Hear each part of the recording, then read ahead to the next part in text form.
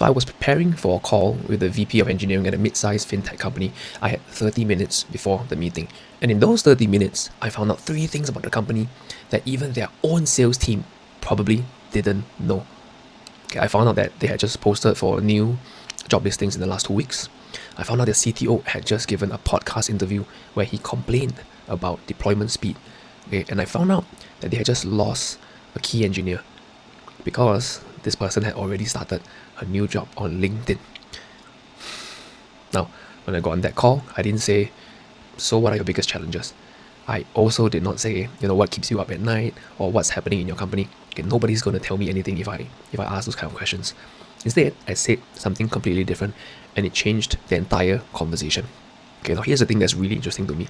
Most sales reps walk into meetings asking prospects to describe their problem, or they're asking questions that help them talk about their product features next. And most of the prospects, they give you the polished, rehearsed, safe version of their problems. Sometimes even if they have the problem that you're describing or you're trying to get to, they're not going to tell you. Okay? They're not going to tell you the real one. So the question here is, how do you find out what's actually going on inside a company before you ever get on the phone? This is what this video is about. Okay, so let me walk you through exactly what I did, because this isn't magic. This is something that I do before I meet every prospect. Okay, it's a system. Okay, the first layer here, the job postings.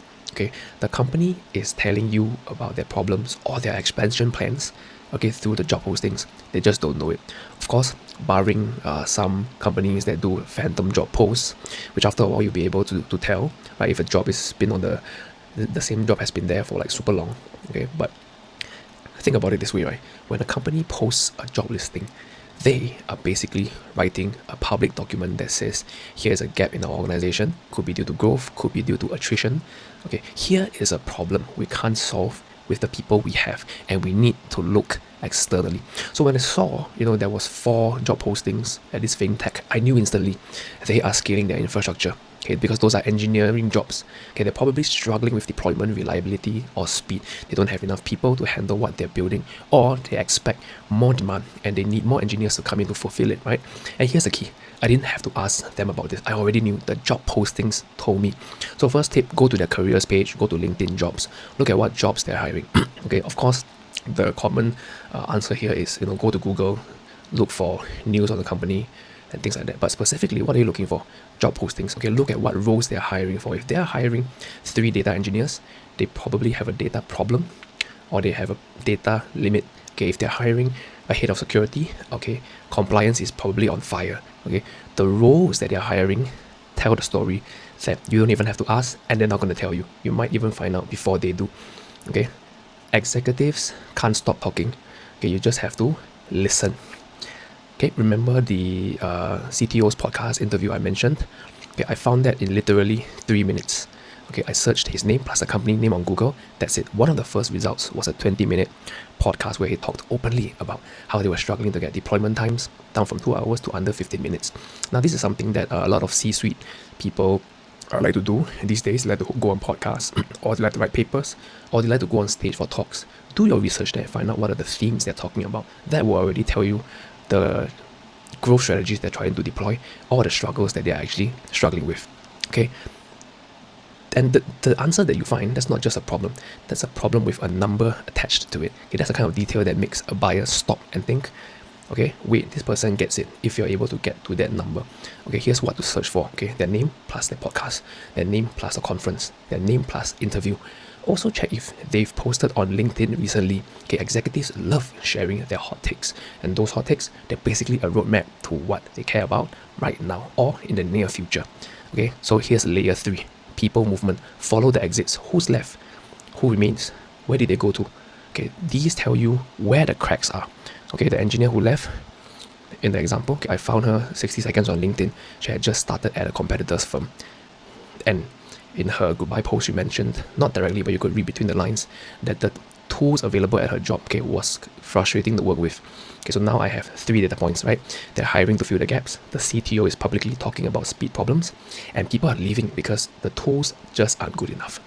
Okay, I've already built a picture of this company's real situation, and I haven't talked to a single person yet.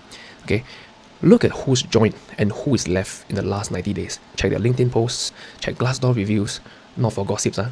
Don't go to some kind of a forum for it. Maybe you can go, but you can't trust gossip, right?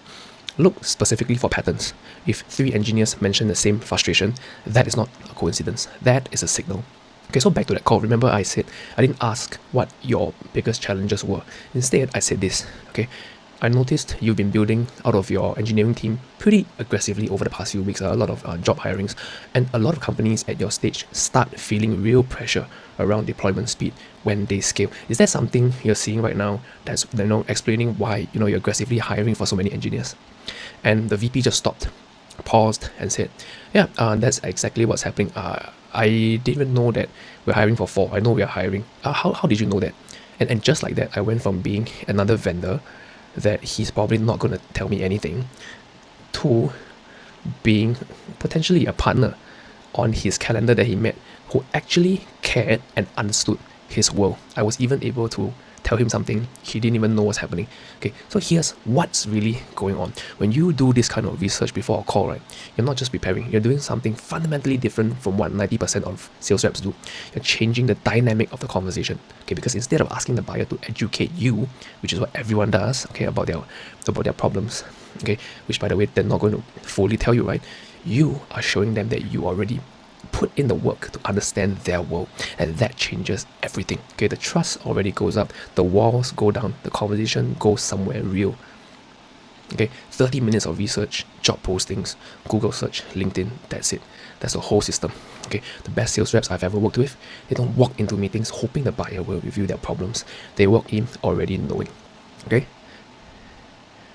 Hey, thank you so much for staying all the way to the end. If this was useful, I hope you subscribe. I put out videos like this every week to help you sell smarter, not harder. I'll see you in the next one.